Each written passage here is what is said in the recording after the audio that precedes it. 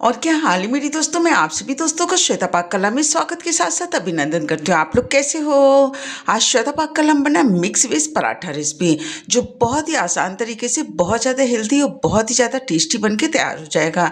इस तरीके से एक बार आपने पराठे को बना के तैयार कर लिया तो बच्चों से लेकर बड़ों तक सभी को ये रेसिपी बहुत ज़्यादा पसंद आने वाली। इस पराठा रेसिपी को आप ब्रेकफास्ट में बना सकते हैं, लंच में बना के तैयार कर सकते हैं। बहुत ही ज़्यादा हेल्दी टेस्टी है, सभी को बहुत ज़्यादा पसंद आने वाली है। फिर आप इसको दाल से खाइए, चटनी से खाइए, सब्जी से खाइए या फिर दही के साथ एंजॉय कर सकते हैं। तो चलो दोस्तों, हम आप इसको मिलकर बनाना शुरू करते हैं। जब आप सब्जियों को बना के तैयार करते हैं तो बहुत सारी सब्जियां थोड़ी बहुत बच जाती हैं, तो उसके द्वारा इस पराठा रेसिपी को बना के तैयार कर सकते हैं। तो आपके पास जितनी भी तरीके की सब्जियां हों, उन सभी सब्जियों को इस रेसिपी के अंदर आप डाल सकते हैं। तो इससे ये हेल्दी भी हो जाती है, टेस्टी भी जाती है। बच्चों को खिलाने की सब्जियां बहुत ही आसान तरीका है। तो इसके लिए हमने जो भी सब्जियां मेरे पास उपलब्ध थी, उन सारी सब्जियों को हमने इसके अंदर डाल दिया। तो सबसे पहले हमने थोड़े से स्वीट कॉर्न लिए थे, उसके दाने को निकाल लिया। 2 से 3 पीस इसके अंदर हरी मिर्च को डाल देते हैं। 2 पीस मूली रखी थी, इसको डाल दिया। 1 पीस गाजर थी, इसको भी डाल देते हैं। 2 पीस के करीब कुंदरू रखा था, इसको भी इसके अंदर डाल देते हैं। इन सब्जियों को कट करने से पहले हमने अच्छी तरीके से धुल के साफ कर लिया था, उसके बाद ही हमने सब्जियों को कट करके तैयार किया है। इस पराठे को हमने चॉप करके बना के तैयार करना है। तो जो भी सब्जियां आपके पास उपलब्ध हो, उन सारी सब्जियों का आप उपयोग कर सकते हैं। इसके अंदर थोड़ी सी शिमला मिर्च डाल दिया, थोड़ी सी ग्वार फली और 2 से 3 पीस आंवला रखा था, इसको भी हमने छोटे टुकड़े में कट करके तैयार कर लिया।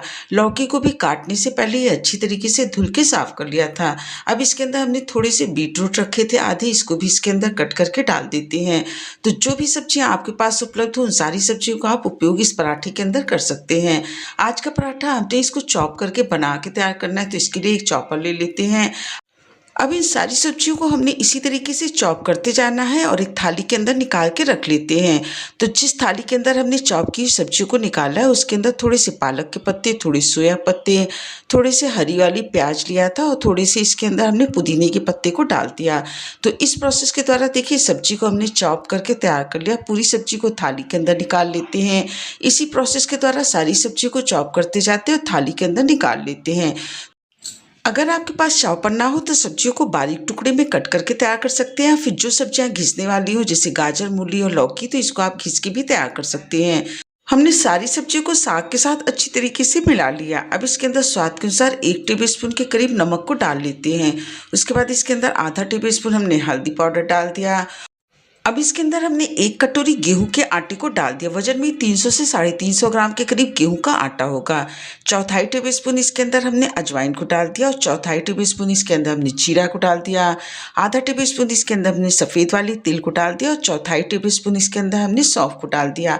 आप जो भी साबुत मसाला खाना पसंद करते हो, अपने टेस्ट के अकॉर्डिंग इसके अंदर डाल सकते हैं। अब इसी कटोरी के हिसाब से हमने चौथाई कटोरी इसके अंदर सूजी को डाल दिया, चौथाई कटोरी इसके अंदर बेसन को डाल देते हैं और चौथाई कटोरी इसके अंदर हमने चावल के आटे को डाल दिया। आप चाहें तो इस रेसिपी को गेहूं के आटे, मक्के के आटे, ज्वार या बाजरे के आटे के द्वारा भी बना के तैयार कर सकते हैं, या फिर आप इसको मल्टीग्रेन आटे के द्वारा भी बना के तैयार कर सकते हैं। चौथाई कटोरी हमने धुली हुई मूंग दाल लिया था, इसको धुल के 2 घंटे के लिए भिगो के पानी में रख दिया था। 2 घंटे बाद देखिए इस तरीके से मूंग दाल तैयार हो गई है। इस पूरी मूंग दाल को भी इसके अंदर डाल देते हैं। डाल के इन सारी सामग्री को अच्छी तरीके से मिला लेते हैं। इसको मिलाते समय हमने पानी का उपयोग बिल्कुल नहीं करना। बिना पानी द्वारा ये अच्छी तरीके से गूंथ के तैयार हो जाता है।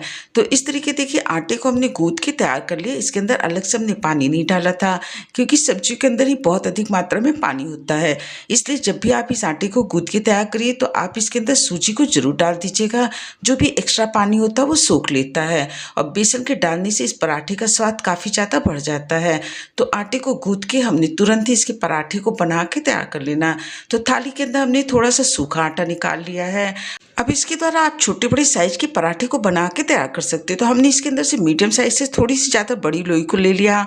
उसके अंदर थोड़ा सा सूखा आटा लगा लेते हैं और चकले पे रख के इसको बेलन की सहायता से बना के तैयार कर लेते हैं।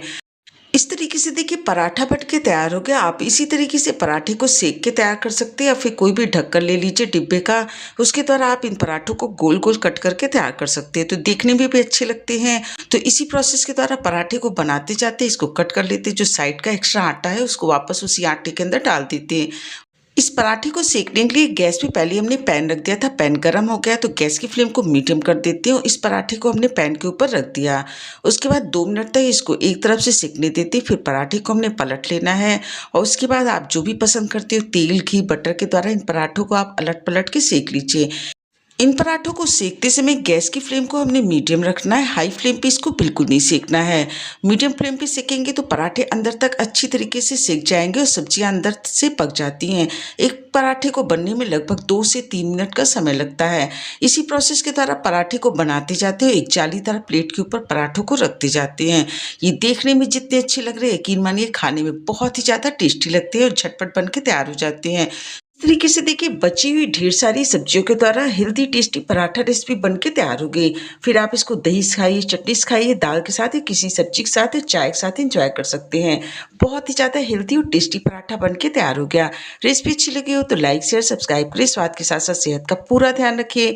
हेल्दी बनाइए, हेल्दी खाइए। आपने इतना कीमती समय निकाल के हमारे वीडियो देखा, इसके लिए आप सभी का बहुत बहुत धन्यवाद।